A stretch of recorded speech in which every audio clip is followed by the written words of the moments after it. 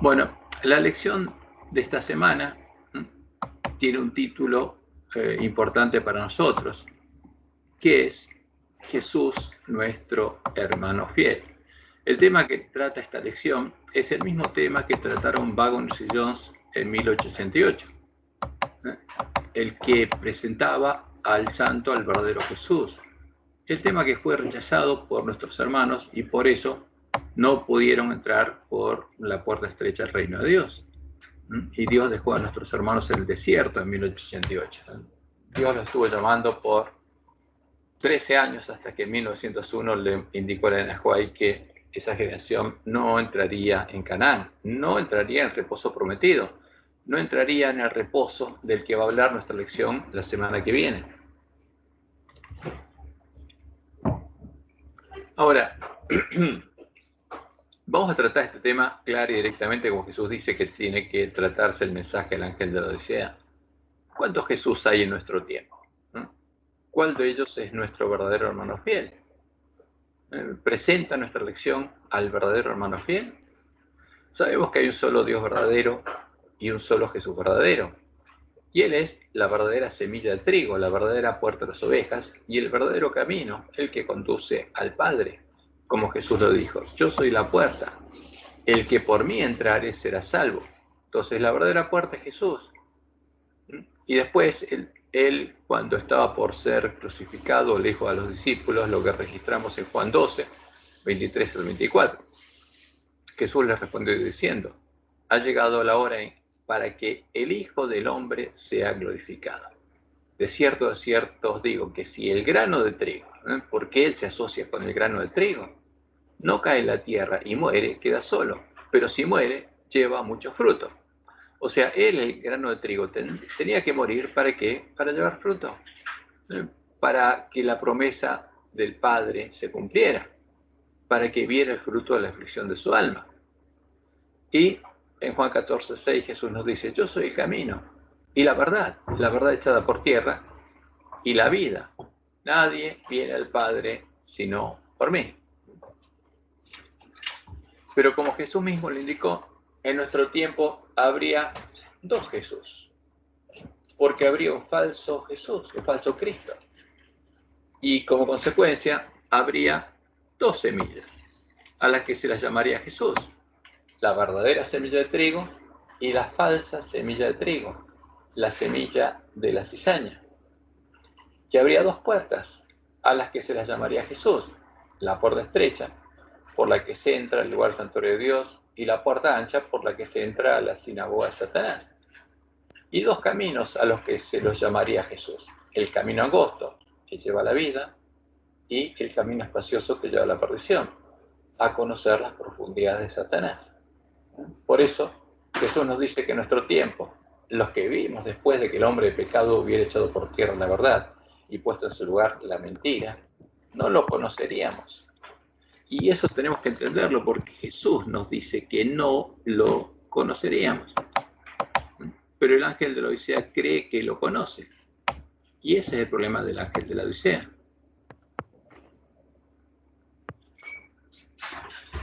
Y por eso Jesús decía que tendríamos que buscarlo y encontrarlo. Deberíamos buscar y encontrar la puerta estrecha que aún se encuentra abierta para poder entrar en el templo de Dios, para que Él pueda hacernos columnas del templo de Dios. Y no llegar a entrar por la puerta ancha de la sinagoga de Satanás. Entonces, si hay dos puertas, por eso Jesús nos advierte, cuidado, no entren por la puerta ancha. La puerta ancha la tendrían delante de ustedes.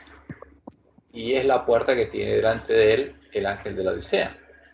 Por eso leemos en Apocalipsis 3, 7 y 8. Escribe el ángel de la iglesia en Filadelfia, el de la iglesia de Reforma. Esto dice el santo, el verdadero. Entonces, ¿por qué Jesús tiene que hablar de sí mismo como el verdadero? Porque habría uno falso.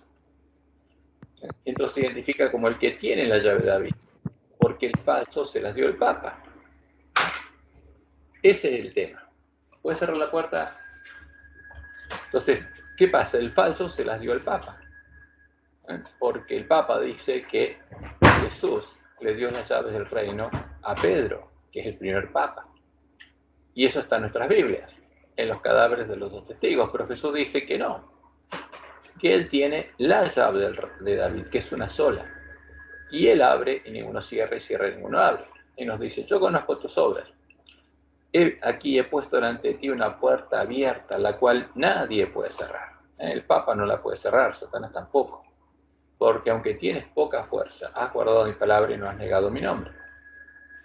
Y por eso nos dice, entrad por la puerta estrecha, porque ancha es la puerta y espacioso el camino que lleva a la perdición. Y muchos son los que entran por ella. Y eso es lo triste. Muchos adventistas serían engañados y entrarían por la puerta ancha. Porque estrecha es la puerta y angosto el camino que lleva a la vida, y pocos son los que la hallan. ¿Y qué nos dice Jesús? Busquen y encuentren la puerta abierta, hállenla.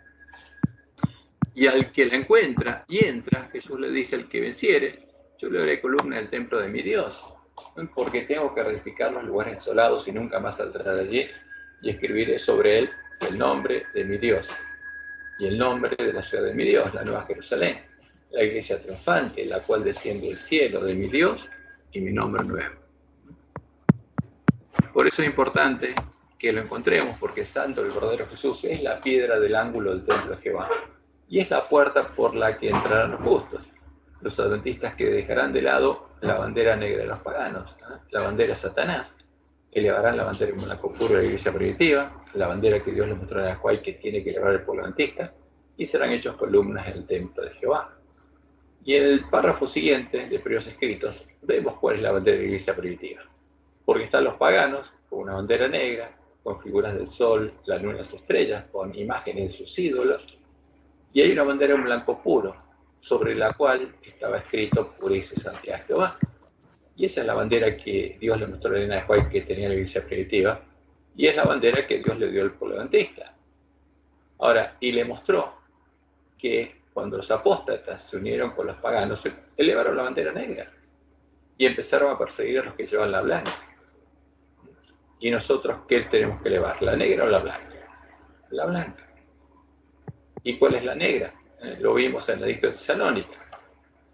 La bandera negra que tiene las imágenes de los dioses de Roma, el Dios Padre, el Dios Hijo y el Dios Espíritu Santo de la Trinidad. Y el Salmo 118-19 es una profecía que habla justamente de esta puerta. Abridme las puertas de la justicia, entraré por ellas, alabaré a Jehová. Esta es puerta de Jehová. ¿Cuál es la puerta de Jehová? La que él puso, el verdadero Jesús. Por ella entrarán los justos. Te alabaré porque me has oído y me fuiste por salvación. La piedra que desecharon los edificadores ha venido a ser cabeza del ángulo. ¿De qué edificio? Del templo de Jehová. De parte de Jehová es esto y es cosa maravillosa a nuestros ojos. Entonces el tema es ¿por qué puerta vamos a entrar? La semana pasada nos preguntamos, ¿conoce el ángel de la Odisea a el santo, el verdadero Jesús, el verdadero Hijo de la promesa?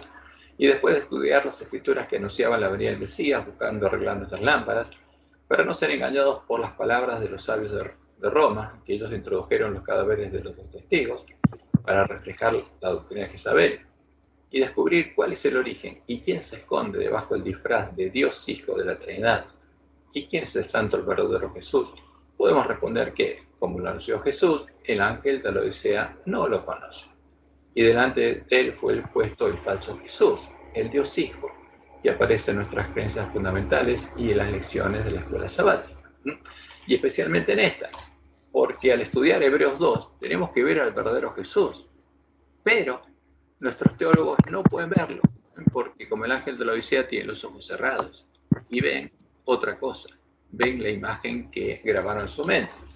Por eso, fíjense que el autor de esta lección del sábado 15 de enero, dice lo siguiente: Hebreos 1 nos habla de Jesús como el Hijo de Dios, el gobernante de los ángeles, y el resplandor de la gloria de Dios. O sea, toma la NBI, pero que dice el original, que refleja el que tiene la esencia de Dios, el Dios Hijo, que tiene la esencia de Dios. O sea, se nos presenta a otro Dios, al Dios Hijo. Y las palabras que están en Hebreos 1.3 son el reflejo del credo de Nicea. Y después se nos lo pone al lado de Hebreos 2. Jesús, el Hijo del Hombre, fue hecho inferior a los ángeles y adoptó la naturaleza humana con toda su fragilidad, aún hasta el punto de la muerte. y después de vuelta toma Hebreos 1, digamos, donde supuestamente Dios le dice a Jesús, mi hijo eres tú. Ahora, pero Hebreos 1.5 está haciendo referencia, como lo vamos a ver, ¿a qué? Al Salmo 2. Y estas palabras no se refieren a un Dios hijo, sino al Mesías, al hijo de David. Y después dice en Hebreos 2, Jesús, al referirse a los hijos de los seres humanos, dice que son sus hermanos. Entonces, ¿qué nos está diciendo acá? Que el Dios hijo es el que se hizo hombre y es nuestro hermano. Y después el tercer párrafo dice, en Hebreos 1 el Padre declara la soberanía divina del Hijo. Y eso es una mentira. Porque veremos que las palabras del Salmo citado han sido corrompidas. Vamos a ver algo que es muy interesante. Y en Hebreos 2 el Hijo manifiesta su fidelidad al Padre. Entonces quieren hacernos creer que el autor de Hebreos en Hebreos 2 está reflejando a quién, a la puerta ancha, al Dios Hijo de la Trinidad, pero no es así. Y vamos a verlo por qué. Primero, en Salmos 2, 6 al 7, citado en Hebreos 1.5, Dios no indica que él engendró un Dios Hijo, sino estaba anunciando que él engendraría al Mesías, al Hijo de David, a Jesucristo. Entonces, fíjense en Hebreos 1.5 dice lo siguiente, pero ¿a cuál de los ángeles dijo Dios jamás? Mi hijo eres tú, yo te he engendrado hoy, y otra vez, yo seré el Padre, y él me será a mi hijo. Ahora, ¿dónde están estos dos versículos? El primero es la promesa hecha a David, que está en 2 Samuel 7, del 12 al 14.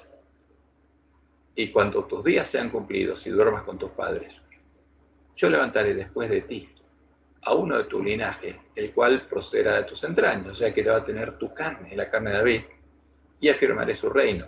Él edificará casa a mi nombre. Él va a edificar el verdadero templo, y yo afirmaré para siempre el trono de su reino. Yo le seré a él padre, y él será a mi hijo. Entonces, ¿de qué está hablando Jehová? Del hijo de David, del Mesías. Y está hablando a futuro. Por eso, cuando escribe el Salmo 2, David escribe lo siguiente. Yo he puesto mi rey sobre Sión, mi santo monte. Yo publicaré el decreto. Jehová me ha dicho, mi hijo eres tú, yo te engendré hoy. Pero David está hablando de su hijo, no de un Dios hijo engendrado. O sea, hasta acá está hablando de quién? De Jesucristo hombre, el Mesías, el hijo de David. Por otra parte, y esto es muy delicado, Hebreos 1.8 tuerce las palabras del Salmo 45, indicando que el Salmo del 45 habla de un hijo que fue ungido Dios. Un Dios hijo. Y para sostener la mentira de Hebreos 8, los traductores de nuestras Biblias copiaron las palabras de Hebreos 8 y corrompieron las palabras del Salmo 45. Y esto es muy grave, es muy delicado. Ahora, fíjense que el autor de Hebreos no, sino Jerónimo Estridón y los lobos vestidos de ovejas escribieron esto en Hebreos 1.8 al 9. Mas del Hijo dice, supuestamente, que el Salmo 45 está hablando del Hijo como Dios, y dice, tu trono, oh Dios, por el siglo del siglo. Ahora, como que en el Salmo se hablara de un Dios Hijo. Cetro de equidad es el cetro de tu reino. Has amado la justicia y aborrecido la maldad, por lo cual te ungió Dios, el Dios tuyo. ¿Cómo? Es ungido Dios, el Dios Hijo. Y por eso es un Dios. Con óleo de alegría más que a tus compañeros. Ahora, vamos entonces al Salmo 45, versículos 6 y 7, ¿qué dice? Lo mismo. Tu trono, oh Dios, es eterno y para siempre. Cetro de justicia es el cetro de tu reino. Has amado la justicia y aborrecido la maldad. Por tanto, te ungió Dios, el Dios tuyo, con óleo de alegría más que a tus compañeros. Ahora, ¿pero dice esto la Biblia en el original? No, no lo dice. ¿Qué dice el original hebreo? Nada de lo que los traductores les agregaron a nuestras Biblias. ¿Dónde? En Salmos y en Hebreos. Y esto es muy interesante, porque nos muestra lo que Dios anunció, que nuestra Biblia son los cadáveres de los dos testigos. Entonces, aquí, no sé si lo ven bien, si no podemos ir a la Biblia directamente a ver cómo está cambiado, pero esta es una copia de la Biblia con la referencia Strong. Entonces, ahí yo tomé cada palabra hebrea y al lado le puse la traducción, que dice el diccionario. Tu trono, entonces es la palabra hebrea 3678, que es trono, o Dios, y dice en hebreo, la palabra del hebreo 430, Elohim, es eterno. Y está bien traducido, y para siempre, ¿no? Porque la palabra es perpetua. Hay un micrófono abierto y alguien está golpeando. Por favor, si pueden cerrar el micrófono. Entonces, cetro, dice acá, el original dice vara, de justicia, de rectitud, dice el original, es el cetro o la vara de tu reino. Y más o menos hasta ahí está bien. Ahora, el Salmo 45:7, ahí metieron la manito. Has amado la justicia, dice. Pero el original dice amas la justicia. Y aborrecido, aborreces la maldad. Y ahora aparece una palabra por, que no está en el original hebreo, porque la palabra hebrea 59:21 es en o sobre. Por tanto, tampoco está, porque el original dice en rectitud. Y ahora el T tampoco está, son agregados. Son cambios y agregados. Ungió, y ungió sí está. Dios también está, Elohim. Y ahora aparece el Dios tuyo, y esa frase no está, se la agregaron. Para cambiar el sentido de la palabra. Con óleo de alegría, más que a tus compañeros. Y tampoco está ese más que a tus, ¿no? Porque lo único que dice es compañero, a su compañero. Entonces, ¿qué dice el Salmo 145? El Salmo 45. Ahora, vamos a verlo directamente acá. Vamos a ir a buscarlo a la Biblia. Salmo 45. Esperen que lo agrando esto. Vamos a agrandar la letra.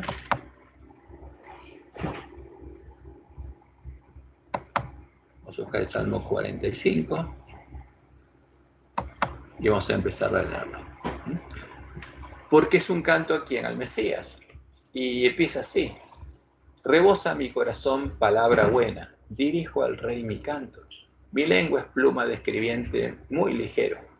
Eres el más hermoso de los hijos de los hombres. ¿De qué está hablando? De un hombre. Está hablando del Mesías, no de un Dios. Eres el más hermoso de los hijos de los hombres. La gracia se derramó en tus labios.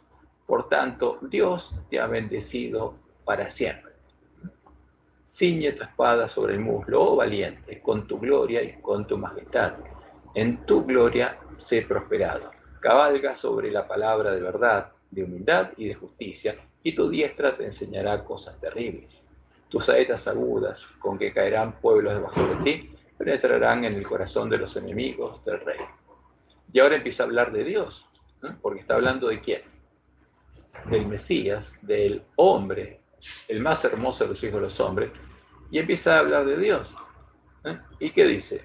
Has amado la justicia y aborrecido a la maldad. Por tanto, y ahora vienen los cambios, Dios el Dios tuyo, eso no existe. Entonces vamos a seguirlo en la traducción. Si vamos aquí, simplemente ponemos aquí donde están los números de Strong, y cuando vamos a 45:7 vemos, has amado la justicia y aborrecido la maldad. Por tanto, el T no existe, solo existe el ungió. Dios, el Dios tuyo tampoco existe. Fíjense que acá no existe por ninguna palabra hebrea. Está Dios y después ninguna palabra, eso es un agregado. Y después la palabra que viene es óleo, de alegría. Y el más que atus tampoco existe, es un agregado. Entonces, ¿qué pasa si eliminamos todos los agregados y ponemos literalmente el texto, lo que tendríamos que leer en el texto hebreo? Y resulta esto. Rebosa mi corazón palabra buena. Dirijo al rey mi canto. Mi lengua es pluma de escribiente muy ligero. Eres el más hermoso de los hijos de los hombres.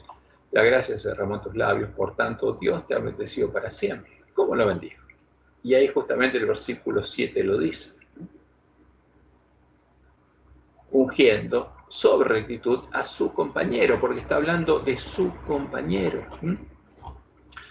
¿Y qué dice el versículo 6-7? Tu trono, Dios, es eterno y perpetuo, vara de rectitud es la vara de tu reino. Amas la justicia y aborreces la maldad. Sobre rectitud ungió Dios con óleo y alegría a su compañero. Eso es lo que dice. No dice otra cosa, no dice, por tanto te ungió Dios, el Dios tuyo. Eso es un verso de los traductores de nuestras Biblias, de los sabios de Roma. Pero no dice eso la Biblia. Dice, sobre rectitud ungió Dios con óleo y alegría a quien, a su compañero, como dice el Salmo 61. El Espíritu de Jehová del Señor está sobre mí porque me ungió Jehová, porque el Mesías es el ungido de Jehová. Y en Zacarías, justamente, 13:7 usa el mismo lenguaje. Levántate, espada, contra el pastor y contra el hombre, compañero mío. ¿Quién es el compañero de Jehová? El Mesías, Jesucristo, hombre, el renuevo de Jehová. Dice Jehová de los ejércitos, hiere al pastor y serán dispersadas las ovejas. Y Jesús, citando esta profecía en Mateo 26:31, les dijo a los discípulos, todos vosotros os escandalizaréis de mí esta noche, porque está escrito, no heriré al pastor, sino hiere al pastor, y las ovejas del rebaño serán dispersadas. Entonces, ¿qué hizo Jesús? Se asoció a él al compañero de ¿quién? De Dios, al renuevo de Jehová, porque está hablando el Mesías, esa profecía, el más hermoso de los hijos de los hombres, no estaba hablando de un Dios. Pero, fíjense, el ver cómo cambian las palabras nos muestra cómo y para qué trabajan los lobos, y la gran necesidad que tenemos de arreglar nuestras lámparas para no ser engañados y poder descubrir al engañador bajo su disfraz. Porque los que escriben nuestra lección no lo van a descubrir. Dios nos dijo claramente que esa obra tenemos que hacerla en forma independiente. Por eso, en el conflicto de los siglos, página 683, leemos, solo los que hayan estudiado diligentemente las Escrituras y hayan recibido el amor de la verdad en sus corazones, serán protegidos de los poderosos engaños que cautivarán al mundo. Merced al testimonio bíblico, descubrirán al engañador bajo su disfraz. Y es una promesa. Y por supuesto, no van a entrar por la puerta ancha, sino por la puerta estrecha. Y como lo vimos, el Dios Hijo de la Trinidad, el Verbo, es el disfraz de Satanás. El gran engañador es la abominación desoladora que fue puesta en lugar de Jesús y pretende robarle su identidad y ocupar su lugar en nosotros. Es la puerta ancha por la que se entra la sinagoga de Satanás para recorrer el camino espacioso que lleva a la perdición, hacer una planta de cizaña madura que refleja plenamente, ¿qué cosa? La imagen de Satanás. Como podemos ver claramente que sucedió con los apóstatas de la iglesia primitiva que elevaron la bandera negra de los paganos. La bandera de Satanás es la imagen a la que estarían adorando juntos la bestia y el falso profeta, preparando el camino a Satanás, la abominación desoladora, para que él venga a reinar a la tierra. Y Jesús mismo lo advirtió, Mateo 24:14-16, y será predicado este evangelio del reino en todo el mundo, para testimonio a todas las naciones, y entonces vendrá el fin. ¿Y cómo nos daríamos cuenta? Por tanto, cuando veáis en el lugar santo la abominación desoladora de la que habló el profeta Daniel, y Daniel 11 habló del tiempo de la introducción, que fue en el tiempo en que Constantino sedujo a los apóstatas, en el siglo IV. Ahí se introdujo la imagen del anticristo. Y después, en Daniel 12, indica cuándo aparecería de nuevo. Entonces, Jesús dice, el que lee a Daniel entienda, entonces los que estén en Judea, los judíos, los circuncidados en el corazón, los hijos de Dios, huyan a los montes. ¿Por qué? Porque llegó el fin. Ya está preparado el camino a la segunda venida de Jesús, y todos los hombres recibieron el sello de Dios, la marca de la bestia. Por eso Jesús nos dice, entonces, si algunos dijeren, mirad, aquí está el Cristo, o mirad, allá está, no lo creáis. ¿Por qué? Porque el que vino no es él, es otro. Es la abominación desoladora, como él la llama. Porque se levantarán falsos cristos, y el original dice un falso Cristo, y para ocultarlo, la traducción dice falsos cristos. Pero si vamos al original, en Mateo 24. Vamos a ver qué dice otra cosa. Vamos a verlo ya que estamos. Mateo 24.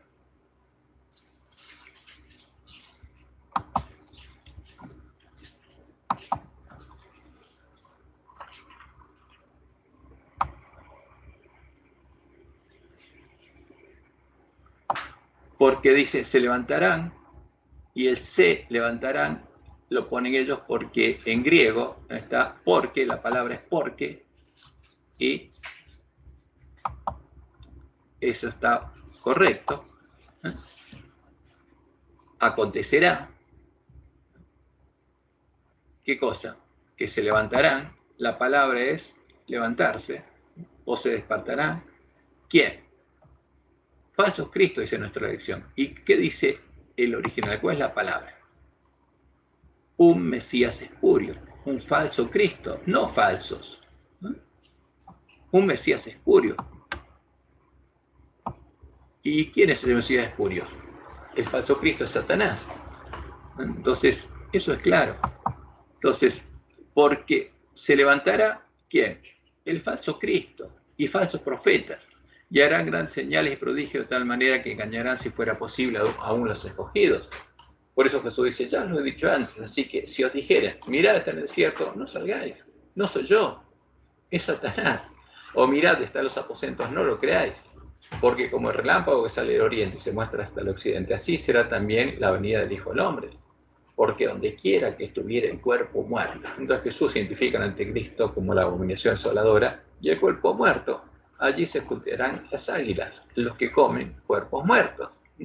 Ahora, y aquí están las imágenes, justamente el cumplimiento de la profecía. Aquí fue introducida la abominación asoladora, porque es el Dios Sol con la cruz en el medio, que es símbolo del Dios Hijo, porque la cruz es un símbolo de las estrellas para los paganos, los hijos del sol y la luna. Y entonces cuando uno ve el sol y la cruz, ese es un Dios Hijo. Y ese Dios Hijo es el que Roma le da a comer al pueblo de Dios. Es la doctrina de Jezabel.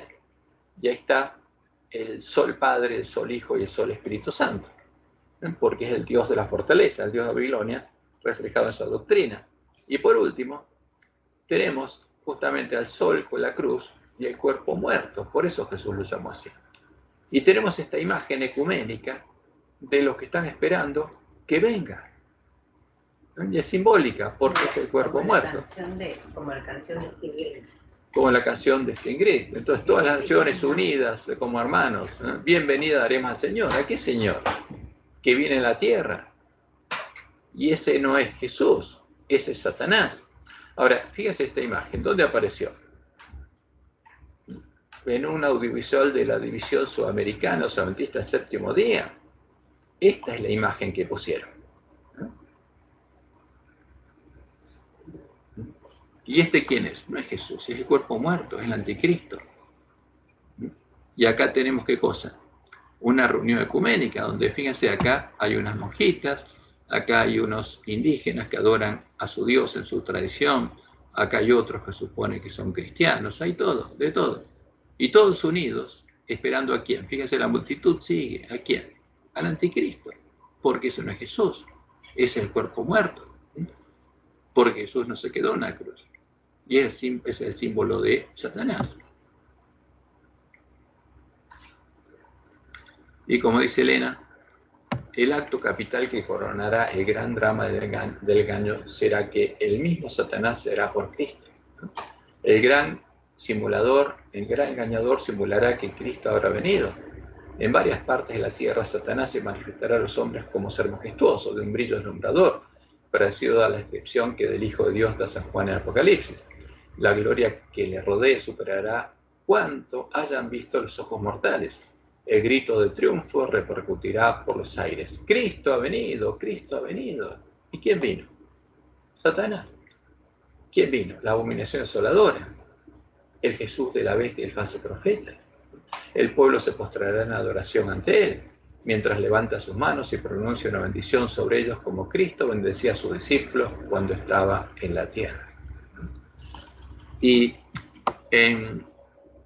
Testimonios para los Ministros y este elemento de los últimos días, página 172, Elena cuenta de nuevo esta escena. En esta época aparecerá ¿quién? El anticristo, como si fuera el Cristo verdadero, el Jesús al que adora la bestia y el falso profeta.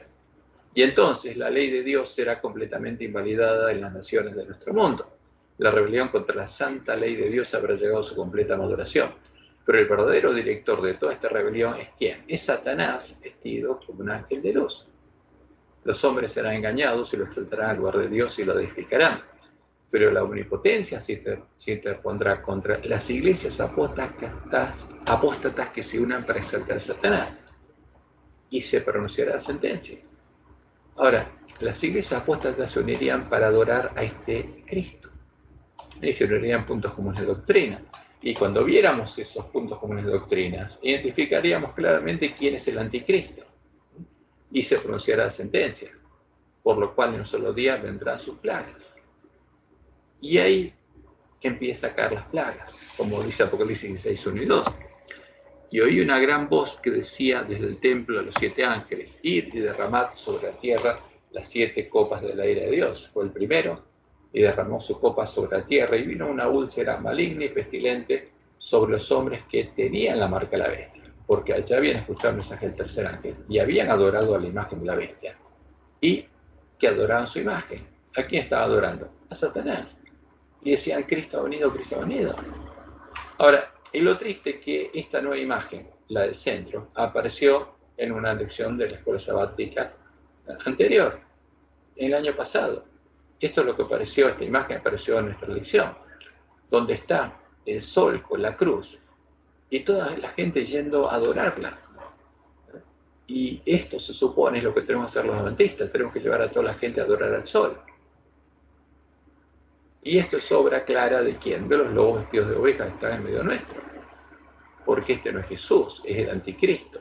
Y esa multitud es la que va a estar adorando a la imagen de la bestia. Y sobre ella van a caer las plagas. Y la bestia fue apresada.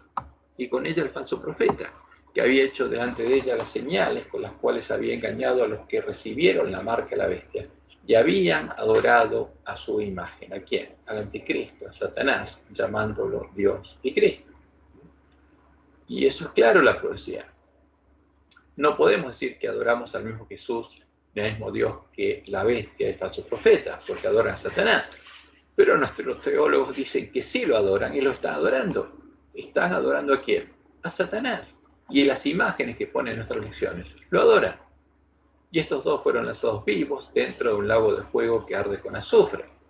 Y el que haga la obra del falso profeta se convierte también en un falso profeta y parte del falso profeta. Por eso este es un tema muy delicado para el pueblo adventista. Ahora, el santo, el verdadero Jesús, como Dios lo anunció, no es un Dios hijo, ni es el verbo, el agente creador de otro Dios. El verdadero Jesús es Jehová el Señor, el único Dios verdadero, el Dios fuerte, el Padre eterno, el gran yo soy, la única persona que es Dios, hecho carne por amor a nosotros.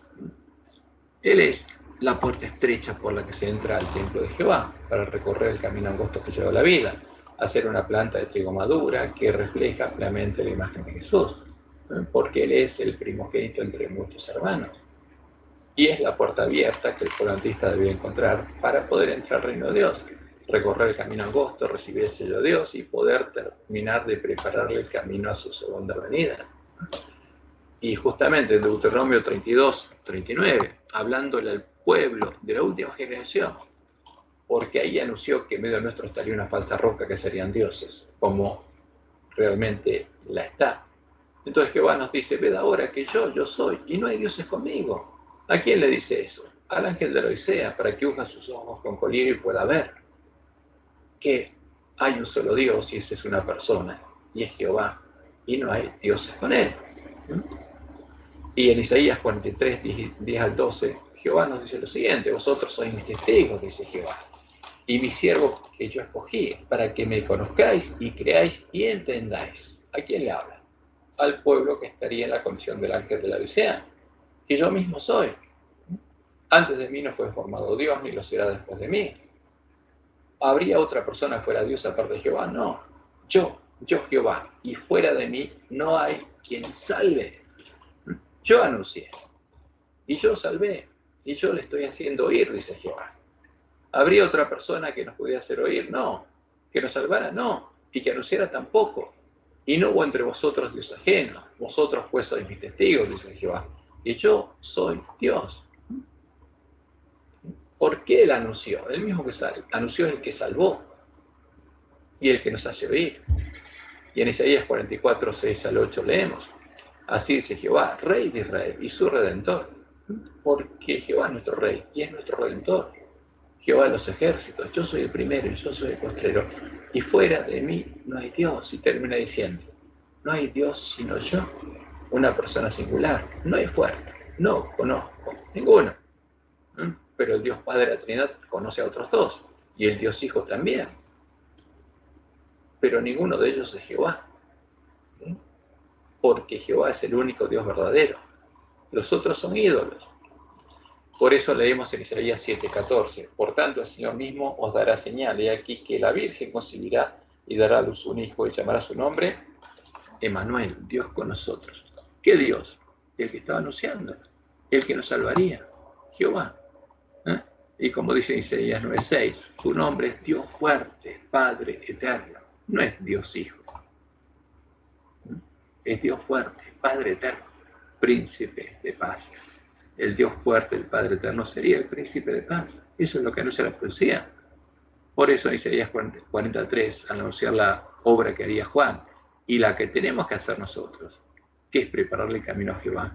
Dice lo siguiente, vos que claman en el desierto, preparad camino a quién, a Jehová, enderezad calzada de la soledad a nuestro Dios. Y en Isaías 54:5 dice, porque tu marido es tu hacedor, Jehová de los ejércitos es su nombre, y tu redentor. Ahora, ¿quién redimió a su pueblo? El esposo, el marido, nuestro creador. El Santo de Israel, Dios de toda la tierra será llamado. No es un Dios hijo. Dios nos mandó un hijo. Él se hizo hombre, porque no había otra persona que fuera Dios. Y por eso Pablo dice, indiscutiblemente grande es el misterio de la piedad. Dios fue manifestado en carne. ¿Y cuántos dioses hay para él?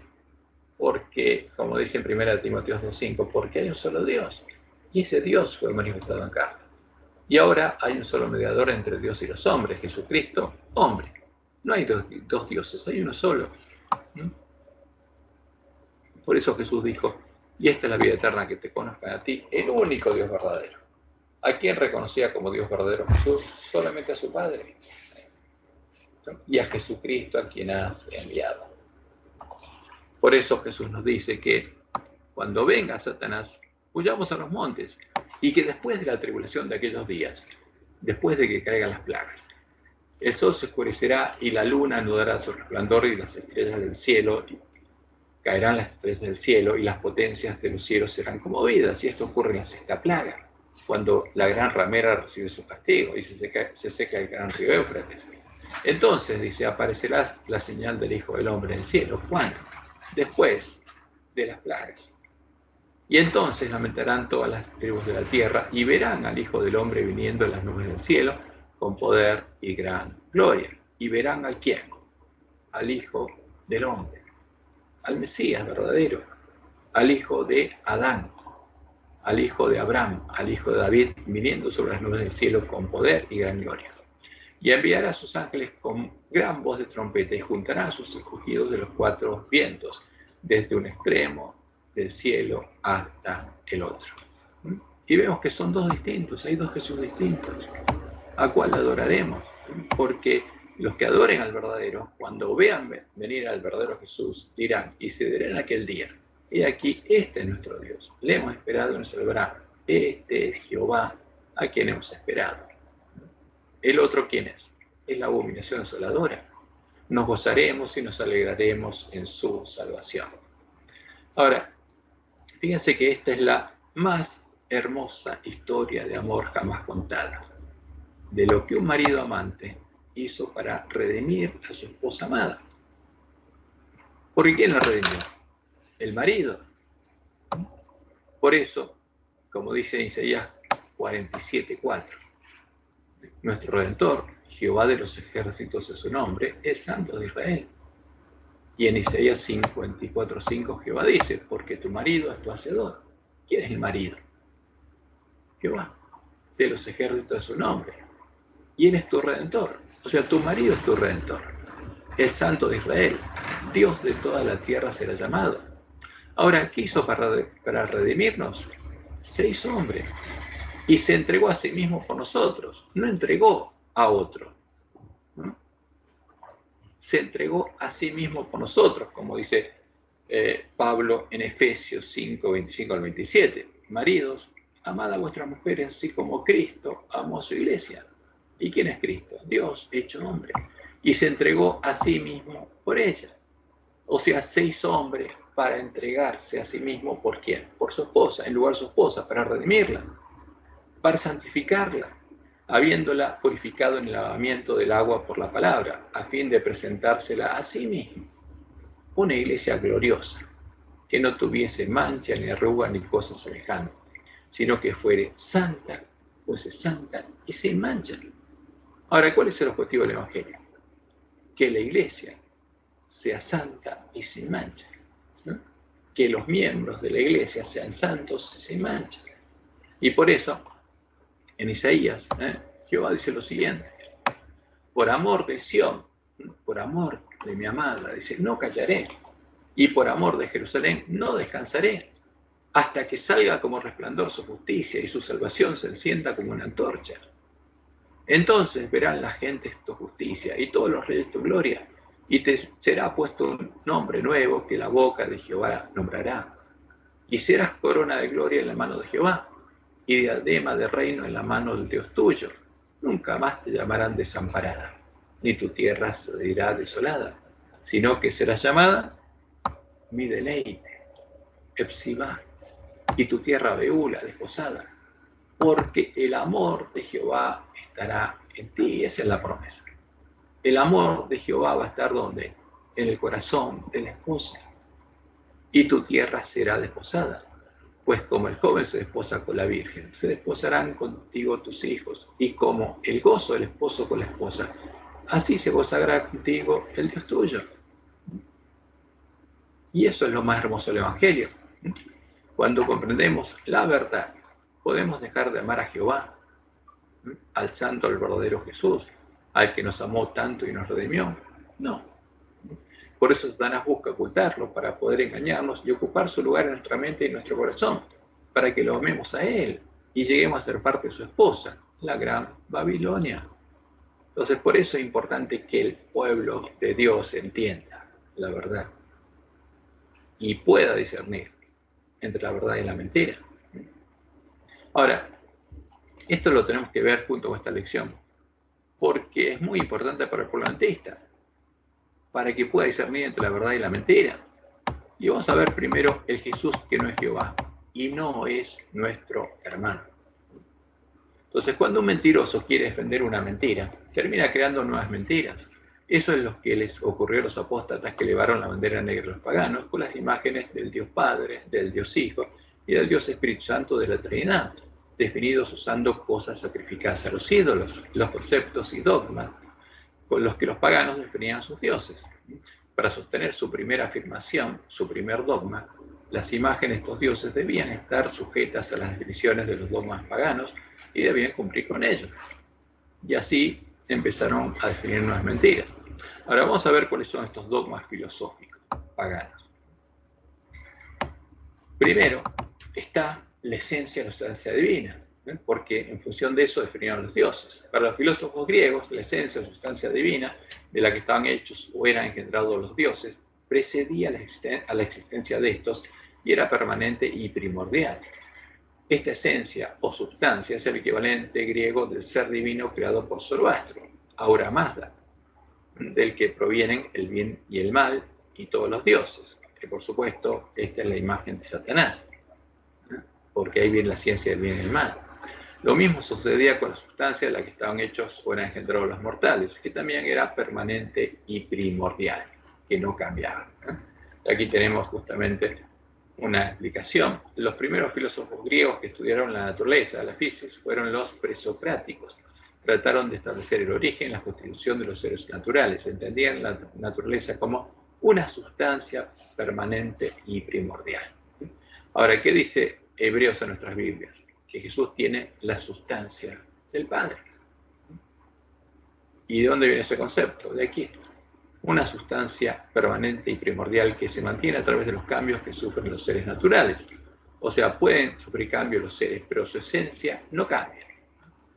Entonces, para los que creían y enseñaban los dogmas griegos, un dios era una hipóstasis de la sustancia divina.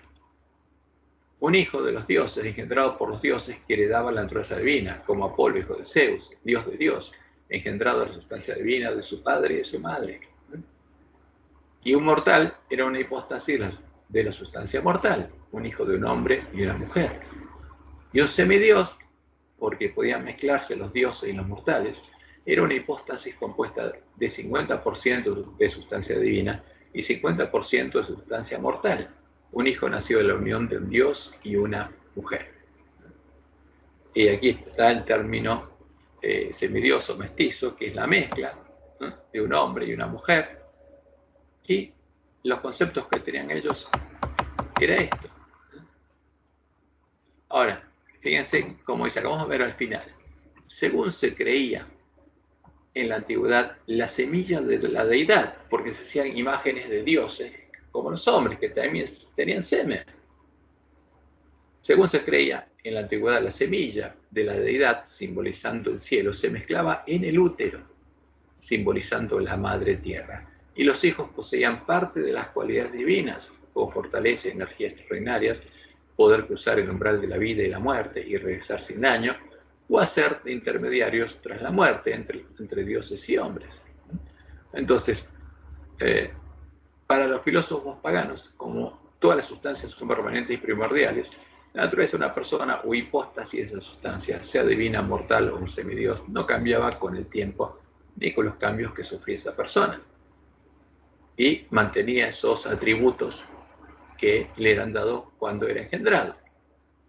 Ahora, y ahí empieza a terminar de modelarse la imagen del anticristo. Ahora, porque esto es lo primero que pasó.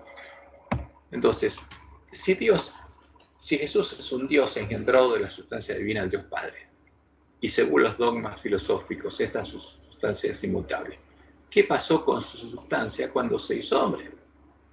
¿Cómo es que se hizo carne y habitó entre nosotros? ¿Cuál era su nueva naturaleza o sustancia? Y trataron de contestar eso, y surgieron miles de respuestas. De los intentos por contestar esta pregunta, aplicando los dogmas paganos, surgieron varias respuestas que dieron origen a fuertes disputas entre los católicos romanos.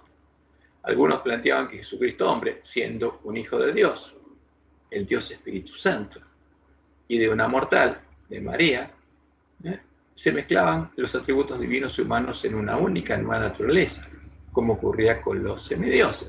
Entonces, ahí vienen los unificistas, el unificismo, que había una nueva naturaleza, que Jesús tenía una naturaleza distinta a la nuestra, porque era mitad Dios y mitad hombre.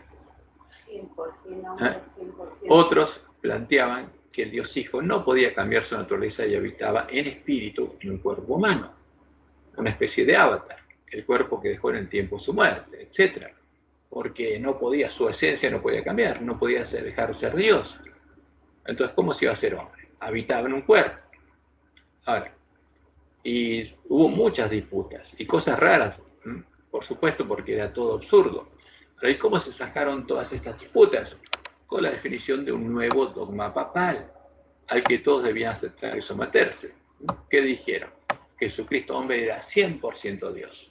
Conservaba todos los atributos de su naturaleza divina, que no había cambiado, y a la vez era 100% hombre. Y este es un dogma papal. En un semidios, 50% de naturaleza divina más 50% de naturaleza humana era igual al 100%, pero 100% Dios más 100% hombre era igual a 200%. ¿Tenía Jesús dos mentes, una divina y otra humana? ¿Tenía dos cuerpos, uno espiritual y uno de carne? ¿Cómo se podía entender esto? La respuesta de Roma fue la siguiente: es un misterio revelado a la Iglesia en el que hay que creer por fe. Y punto. Es un dogma de fe. Ahora, ¿verdad o mentira? La palabra de Dios nos muestra claramente que es una segunda mentira. ¿Cómo lo sabemos? Primero, si Jesús hubiera mantenido los atributos de su naturaleza divina, no podría haber sido tentado como nosotros somos tentados, ni hubiera tenido necesidad de vencer al pecado. ¿Por qué? Porque Dios no puede ser tentado por el mal, como leemos en Santiago 1:13. Cuando alguno es tentado, no diga que es tentado de parte de Dios, porque Dios no puede ser tentado por el mal, ni Él tienta a nadie. Entonces, si Jesús fue tentado, eso nos muestra claramente que no era 100% Dios, como dice el dogma. Fue tentado como todos los hombres. Segundo, si Jesús hubiera mantenido los atributos de la naturaleza divina, en su naturaleza no podría haber sido hecho menor que los ángeles, ni podría haber muerto tomando nuestro lugar, porque uno de los atributos de Dios es la inmortalidad, y Él es el único que lo tiene, como leemos en Hebreos 2:9. Pero vemos a aquel que fue hecho un poco menor que los ángeles. Ahora, si era 100% Dios, ¿cómo iba a ser menor que los ángeles? Imposible.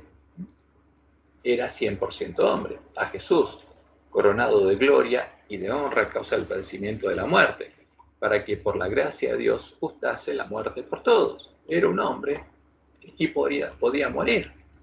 Pero como dice Pablo en 1 Timoteo 6, hay uno solo que tiene inmortalidad, y ese es el bienaventurado y solo soberano, Rey de reyes, Señor de señores, el único que tiene inmortalidad, Jehová, que habita en luz inaccesible, a quien ninguno de los hombres ha visto ni puede ver, al cual sea la honra y el imperio sempiterno. Amén.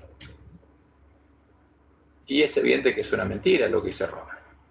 Luego, Roma creó una nueva mentira, el dogma del pecado original, según el cual los hombres heredamos una naturaleza pecaminosa contaminada con el pecado de Adán, y que, por tener esa naturaleza con pecado, nacemos pecadores, como vemos en el Catecismo Romano.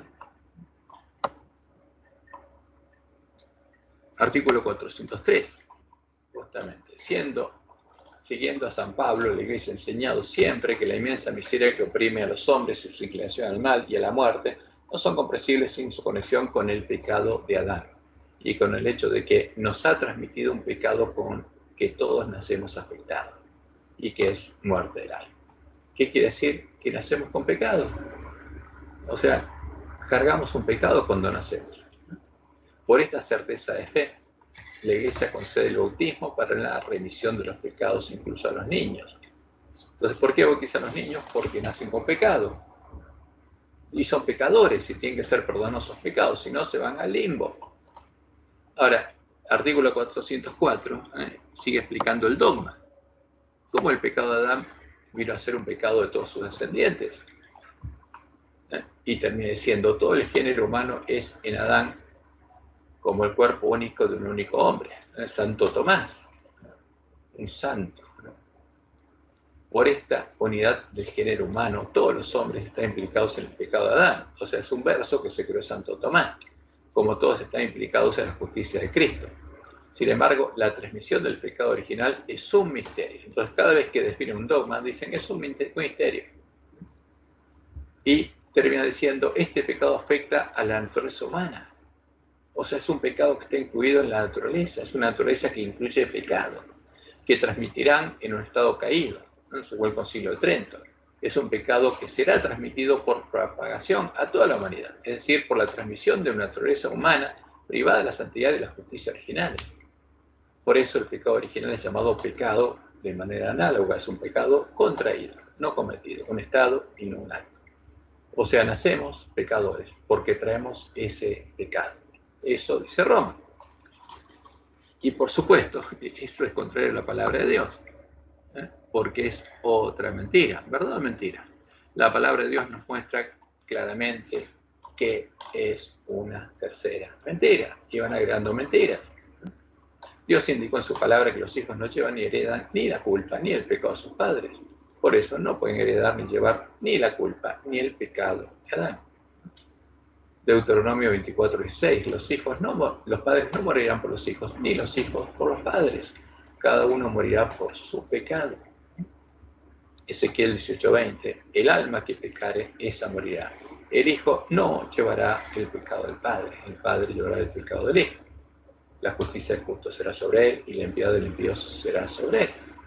Ahora, ¿lleva el Hijo el pecado del Padre? No.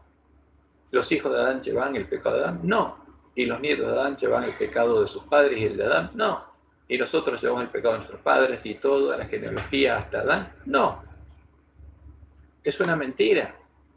Nadie lleva el pecado de sus padres, y menos el pecado de Adán. Es una mentira abierta. Y por eso Jesús, que era hijo de Adán, era hijo de Abraham, era hijo de David, y de toda la genealogía que aparece en la Biblia, no llevó ningún pecado de ninguno de esos descendientes. ¿Y para qué nos muestra esa genealogía de la Biblia? Para mostrarnos que lo que dice Roma es una mentira. Y a pesar de ser evidentemente contraria a la ley y al testimonio de los profetas, esta doctrina ha sido introducida en nuestra iglesia junto con el falso Jesús. Y es enseñada en la facultad de teología. Porque esta mentira es enseñada como verdad en nuestras facultades.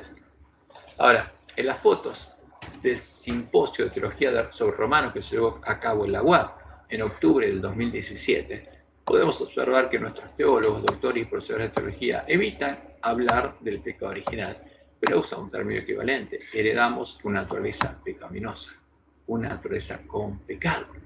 Y es lo mismo que dice Roma, el mismo concepto.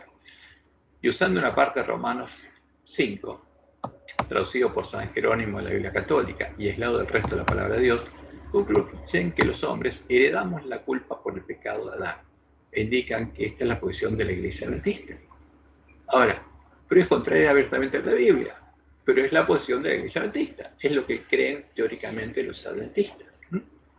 Fíjense, primero, los dos pastores que presentaron esto venían de la división y eran brasileños. La primera, la introducción, eso dado en el salón principal de la UAP, en la iglesia, el salón de la iglesia, dice: con relación al pecado de Adán y sus implicaciones para nosotros, los adventistas en general evitan hablar del pecado original. ¿Sí?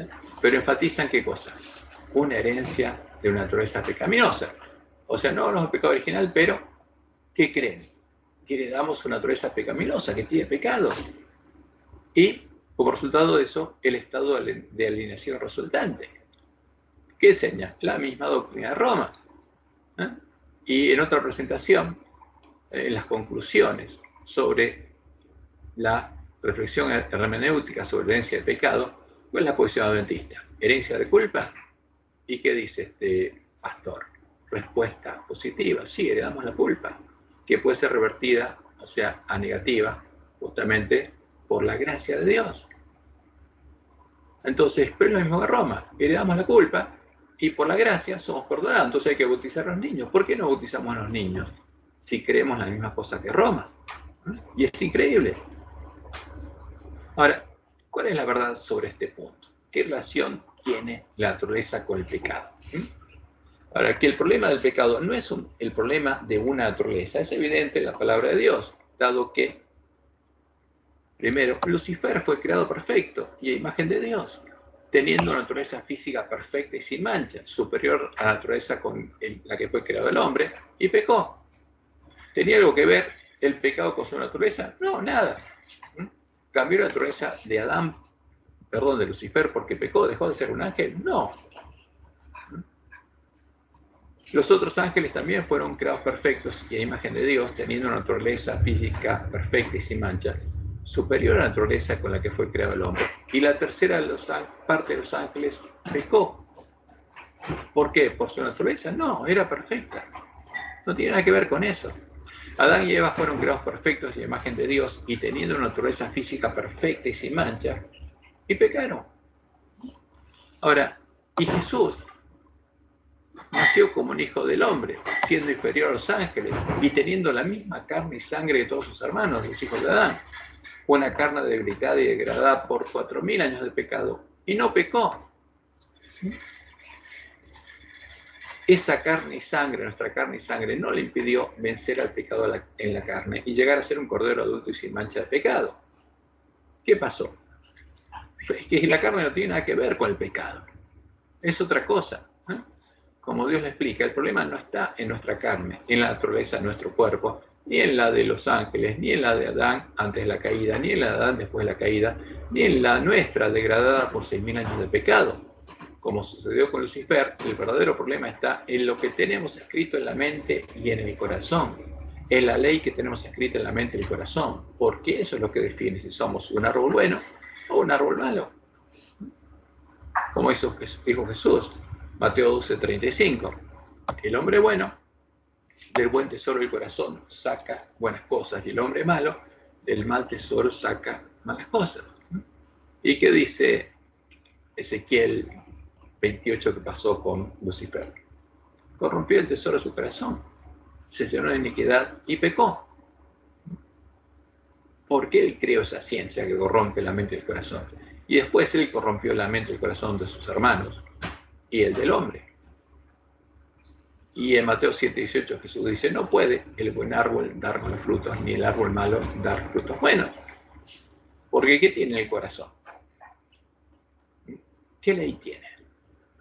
Si tiene escrito lo que Dios tiene escrito en su mente y en el corazón, es un árbol bueno. Si tiene escrito lo que Satanás tiene escrito en su mente y en su corazón, es un árbol malo y es hijo del diablo. Ese es el problema. El problema de Adán y Eva fue que permitieron que Satanás escribiera su conocimiento, la ciencia del bien y el mal, el conocimiento que él había creado y tenía en su mente y en su corazón, la ley del pecado, en su mente y en sus corazones. Por esa causa se convirtieron en árboles malos y en esclavos del pecado, esclavos de lo que tenía escrito en la mente, esclavos del reino de la muerte, el reino del príncipe de este mundo.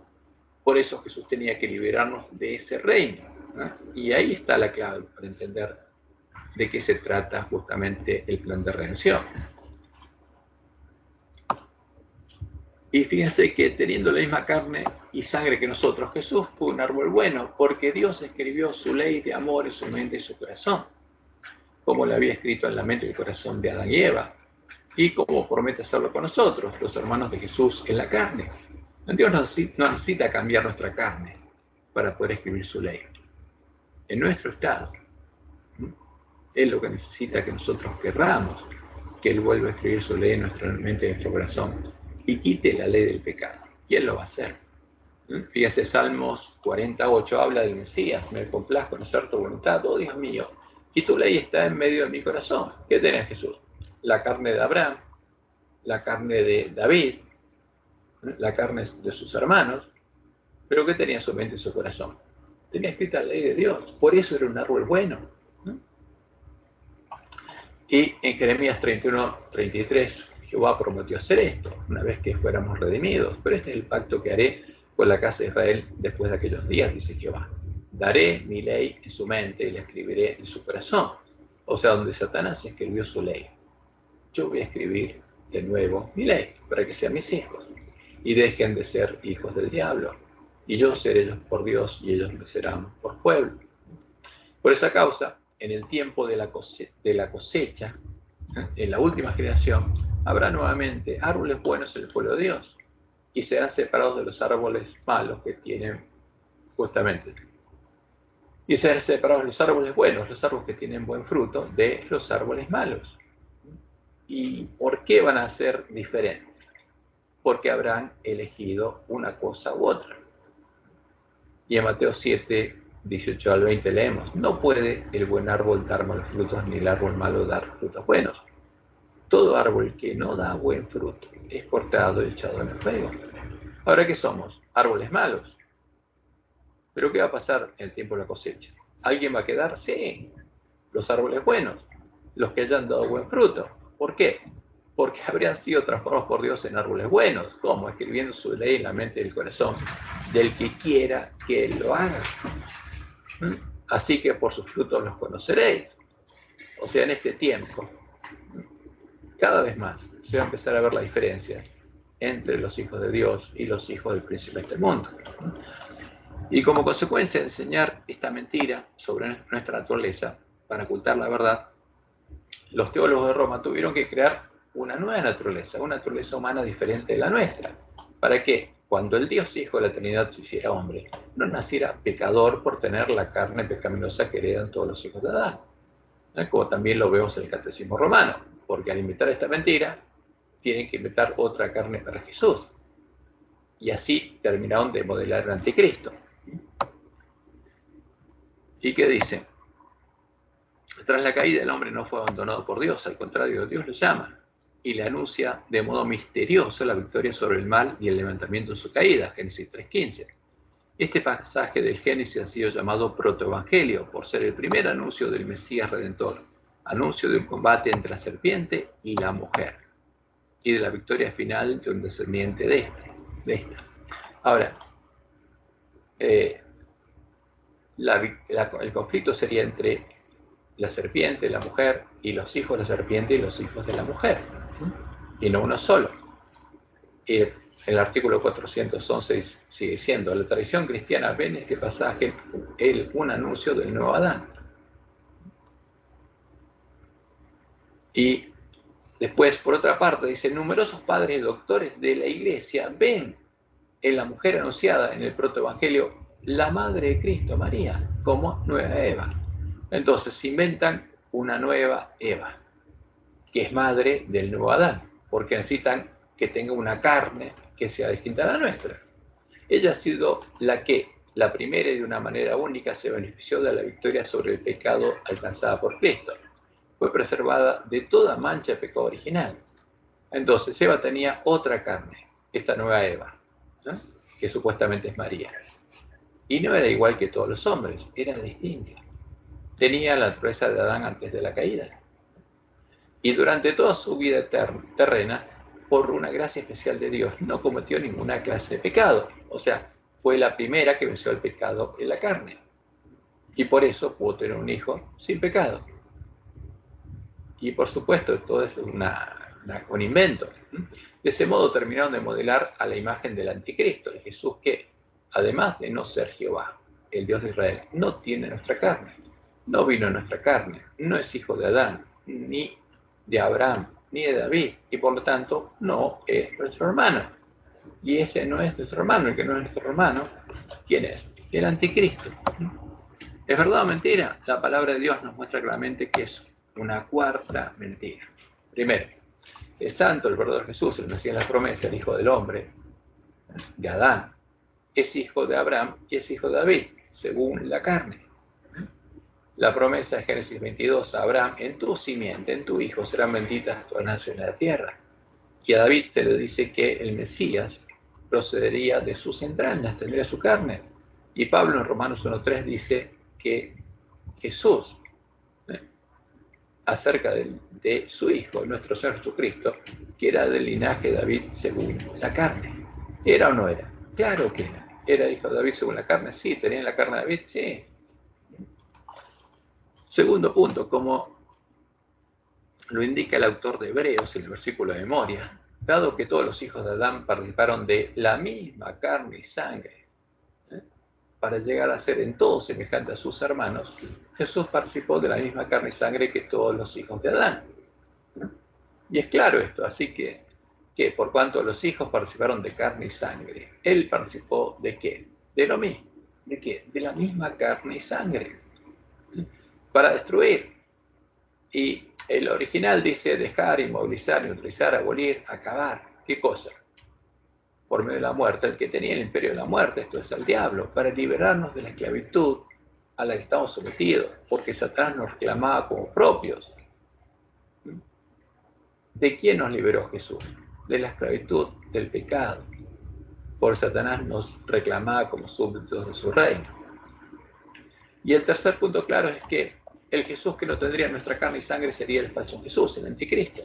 Profecía que se cumple en el Jesús definido como el Dios Hijo de la Trinidad, que es el anticristo, la abominación desoladora, como lo dijo Juan en 1 Juan 4:13. Amados, no creáis a todo espíritu, sino probad a los espíritus si son de Dios, porque muchos falsos profetas han salido por el mundo. ¿Quién es el falso profeta? El que predica esto. En esto conoced el Espíritu de Dios. Todo espíritu que confiesa que Jesucristo ha venido en carne es de Dios. Y todo espíritu que no confiesa que Jesucristo ha venido en carne no es de Dios. Y todo el que no confiesa que Jesucristo ha venido en nuestra carne es un falso profeta. Y este es el espíritu del anticristo. el cual vosotros habéis oído que viene y que ya está en el mundo. Y tristemente, esta es otra de las abominaciones. Esta mentira es otra de las abominaciones que también ha sido introducida en nuestra iglesia, buscando que las iglesias caídas nos reconozcan como una iglesia hermana que enseña las mismas doctrinas que ellas. Como lo empezaron a hacer en el libro Respuestas a Preguntas sobre Doctrina, nuestros teólogos enseñan que Jesús estuvo exento de la herencia de los hombres, que no heredó lo que nosotros heredamos y que tenía la naturaleza de Adán antes de la caída. Enseñan toda la doctrina de Roma. En su página 383, el libro Questions on Doctrine o Respuesta a Preguntas sobre Doctrina dice: Cristo estuvo exento de las pasiones y pulsiones heredadas que corrompen a los descendientes naturales de Adán. Era sin pecado, no solamente en su conducta externa, sino en su misma naturaleza. Ahora, ¿qué quiere decir esto? Que nosotros tenemos una naturaleza con pecado y Jesús no tenía otra naturaleza. Y después en la página 650 dicen: tomó la naturaleza impecable de Adán. Entonces, ¿qué tiene? No tiene nuestra naturaleza, es otro Jesús, no es el verdadero. Y estos conceptos católicos lo veo reflejado en las lecciones de la semana, que afirma que somos esclavos del pecado en lo más profundo de nuestra naturaleza, y que Jesús tenía una naturaleza humana diferente y apartada de la nuestra, una naturaleza no ensombrecida por el pecado. ¿Y de qué Jesús está hablando? Del anticristo, el que no es nuestro hermano. Pues justamente, la semana que tenemos que estudiar Hebreos 2, que es el tema que presentaron Wagons y Jones para presentar a Jesucristo, que era nuestro hermano en la carne, y al que se opusieron los lobos que estaban vestidos de ovejas dentro de la iglesia adventista. Ahora nos encontramos que nos presentan, ¿qué cosa? Lo contrario, el mensaje de 1888. Y vamos a ver lo que dice. Dice Hebreos 2 nos presenta a Jesús, dice, como humano. Dice, no obstante, Hebreos también afirma que Jesús era diferente de nosotros con respecto al pecado. En primer lugar, Jesús no cometió ningún pecado. En segundo lugar, Jesús tenía una naturaleza humana que era, y esto es una mentira abierta, porque que era santa, inocente, sin mancha, apartada de los pecadores. Una naturaleza humana que era santa, inocente, sin mancha, apartada de los pecadores. ¿Qué quiere decir? Los pecadores tienen una naturaleza manchada y la de Jesús era distinta, ¿no? Nosotros tenemos tendencias al mal. Nuestra esclavitud al pecado comienza en lo más profundo de nuestra propia naturaleza. ¿Qué dicen? Que somos esclavos al pecado por nuestra naturaleza.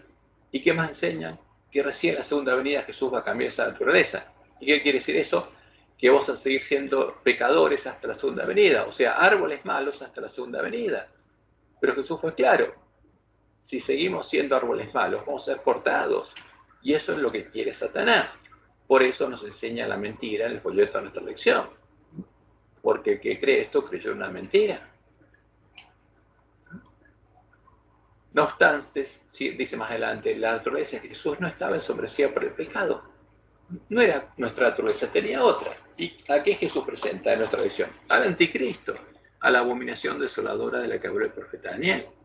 Y se ofreció a sí mismo como sacrificio sin mancha a Dios en nuestro favor. Como en las lecciones de la escuela sabática pasada, vemos que hay un Jesús que se pone entre Dios y nosotros, le cae el rayo a él y Dios lo castiga a él, como dice el libro de la Trinidad. Pero esto es una mentira, ¿no? Porque Jesús no hizo eso, no es un sacrificio para contentar a Dios, sino que murió para redimirnos. Que Jesús se ofreció a sí mismo como sacrificio a Dios en nuestro favor es otro error enseñado por la Iglesia de Roma y las iglesias protestantes caídas, el falso profeta. Jesús no le pagó a Dios por nosotros. El que ofreció su cordero en nuestro favor para hacer expiación por nuestros pecados y liberarnos de la esclavitud del pecado, pagando el precio de nuestra redención, al que nos tenía esclavizados en el reino de la muerte y nos reclamaba como suyos, fue nuestro Dios y Padre. Y Jesús, por el gozo puesto delante de él, decidió ser el Cordero de Dios que quita el pecado del mundo, como leemos en Juan 1:29. El siguiente día vio Juan Jesús que venía a él y dijo: he aquí el Cordero de Dios que quita el pecado del mundo. Este es el Cordero de Dios. No es el que le va a pagar a Dios, es el que Dios trae. Isaías 53:6, todos nosotros nos descarriamos como ovejas, cada cual se apartó por su camino, mas Jehová cargó en él el pecado de todos nosotros. ¿Para qué? Para redimirnos. Vemos que todos estos dogmas católicos, el de la doble naturaleza de Cristo, el del pecado original y el de la naturaleza humana de Cristo diferente a la nuestra, provenientes de la mesa de Jezabel, la mesa de los borrachos, como había sido anunciado la palabra profética más segura, ya han sido introducidos en medio de la Iglesia Adventista junto con el dogma de la Trinidad, el alfa de las herejías mortíferas acerca de la presencia y la personalidad de Dios. ¿Y cuál es el verdadero Jesús? Eso es lo que tenemos que entender. Esta es la parte más importante, y es lo que presentaron Wagons y Jones en 1888. En el capítulo 2, utilizando las palabras de profecía, el autor de Hebreos describe claramente al santo, al verdadero Jesús, a Jesucristo hombre, al Mesías de la promesa. Y vamos a analizar, como hicieron Wagons y Jones, cada una de las partes. Pero vemos a aquel que fue hecho un poco menor que los ángeles, a Jesús, coronado de gloria y de honra a causa del padecimiento de la muerte, para que por la gracia de Dios gustase la muerte por todos. Porque convenía aquel por cuya causa son todas las cosas y por quien todas las cosas subsisten, que, habiendo de llevar muchos hijos a la gloria, eso es el propósito de Dios. No estaba buscando satisfacer su ansia de venganza, como presenta Roma o el libro de la Trinidad de la Iglesia Adventista. Por eso es la imagen de Baal. Lo que quería Jehová es llevar a sus hijos de vuelta a la gloria.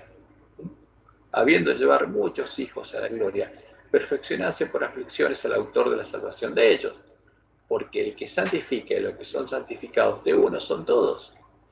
¿De dónde viene Jesús? De Adán. De uno son todos. ¿De dónde venimos nosotros? Todos venimos de Adán.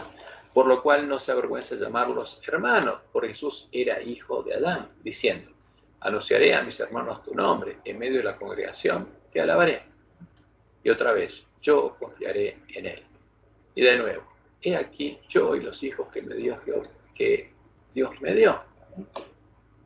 Porque eso es lo que anuncia la profecía, es lo que pasaría con el Mesías, y vamos a ver una por una de estas afirmaciones. Así que por cuanto los hijos participaron de carne y sangre, él también participó de lo mismo. Porque nosotros participamos de ¿qué? De la misma carne y sangre, y Jesús también, por eso es nuestro hermano. Y lo que Roma dice es una mentira, y lo que dicen nuestros teólogos es la misma mentira de Roma, es el mismo vino. Para destruir por medio de la muerte el que tenía el imperio de la muerte, esto es el diablo. Y librar, ¿qué tenía que destruir? El imperio de la muerte. Y librar de ese imperio y de Satanás a todos los que por el temor de la muerte estaban durante toda la vida sujetos a servidumbre, que eran esclavos del pecado, porque ciertamente no socorrió a los ángeles, sino que socorrió a la descendencia de Abraham, por lo cual debía ser en todo semejante a sus hermanos. ¿En qué? En cuanto a la carne y sangre, como lo dice claramente. Para venir a ser misericordioso y fiel sumo sacerdote en lo que a Dios se refiere, para expiar los pecados del pueblo, pues en cuanto él mismo padeció siendo tentado, porque no era Dios, era hombre, es poderoso para socorrer a los que son tentados. Y este es uno de los párrafos más hermosos de la Biblia. Ahora, ¿qué nos dice el autor de Hebreos? Fíjense, siendo el único Dios verdadero, siendo Jehová, el Dios fuerte, el Padre eterno, ¿qué pasó? El Dios nuestro se hizo un poco menor que los ángeles, se hizo 100% hombre, y aparte de su nombre Jehová, el renuevo de Jehová no conservó ninguno de los atributos de la naturaleza divina, porque fue hecho un poco menor que los ángeles, pero que decía la profecía. Y aquí vienen días, dice Jehová, en que levantaré a David, reino justo, y reinará como rey, el cual será dichoso, y hará juicio y justicia en la tierra. En sus días será salvo Judá, e Israel habitará confiado, y este será su nombre con el cual le llamará. ¿Cómo? Le llamarán Jehová. ¿Por qué? Porque los que creyeran en él reconocerían que él es Jehová, justicia nuestra. Entonces, aunque fuera hombre, le llamarían Jehová, porque Jehová hecho hombre, no dejó de ser Jehová. Pero el renuevo de Jehová, Jesucristo hombre, era 100% hombre. Pero no perdió su identidad, seguía siendo Jehová, nuestro Dios. Por eso Jesús dice, yo soy el alfa, el omega, el principio y el fin, el primero y el último. Y fue perfeccionado por Dios en medio de las aflicciones para que llegara a ser autor de nuestra salvación y la piedra del ángulo de su templo, el templo que él edificaría con piedras vivas y sería el antitipo del templo de Jerusalén, el templo de piedra reedificado por Zorobabel y Josué. Entonces, perfeccionase por aflicciones al autor de salvación de ellos. ¿No? Y esa profecía está en Zacarías 3, del 8 al 9. Escucha pues ahora, Josué, sumo sacerdote, tú y tus amigos se sientan delante de ti, porque son varones simbólicos. Esta profecía son símbolos, y el templo también es un símbolo. Y aquí yo traigo a mi siervo el renuevo, porque aquí aquella piedra que puse delante de Josué, sobre esta única piedra hay 7 ojos. ¿Cuál es la única piedra que tiene 7 ojos? Que son los 7 espíritus de Dios. Jehová. Y aquí yo grabaré su escultura. ¿Por qué? Cuando venga mi siervo renuevo, el varón cuyo nombre es el renuevo, yo voy a grabar su escultura, yo lo voy a perfeccionar, dice Jehová de los ejércitos, y después de perfeccionarlo quitaré el pecado de la tierra en un día. Como todos sus pecados, Jesús era hijo de Adán, como todos sus hermanos, perdón. Jesús era hijo de Adán, era hijo del hombre, era el hijo del hombre de la promesa, el Mesías, el primogénito de la simiente de la mujer, que vencería a la serpiente y a su simiente. Porque el que santifica y los que son santificados de uno son todos, por lo cual no se avergüenza de llamarlos hermanos, diciendo, anunciaré a mis hermanos tu nombre, en medio de la congregación te alabaré. ¿Y qué dice Génesis 3:15? Y pondré enemistad entre ti y la mujer, entre tu simiente y la simiente suya. Esta te herirá en la cabeza y tú le herirás en el calcañar. Y en Salmos 22 está lo que cita el autor de Hebreos. Anunciaría tu nombre a quién? A mis hermanos. En medio de la congregación te alabaré. Y está hablando del Mesías. Y por supuesto, los judíos eran sus hermanos.